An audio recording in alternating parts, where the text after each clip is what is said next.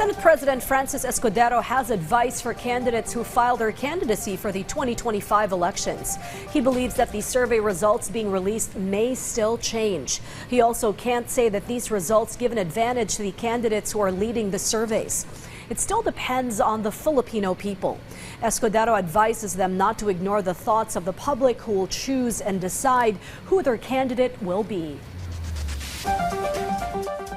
Snapshot yan, magbabago at magbabago yan.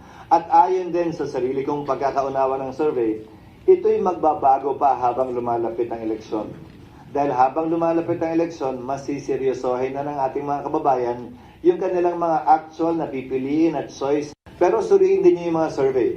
Dahil hindi pa naman tapos ang filing of certificates of candidacy, ang dami nilang pangalang nilalagay doon na maaari namang hindi tumakbo. Mapagpanuri ang ating mga kababayan, huwag nating maliitin yung kanilang kakayahan, yung kanilang abilidad, na magpasya at mag-decide kung sino ang iboboto nila nang hindi dahil lamang sa isang survey.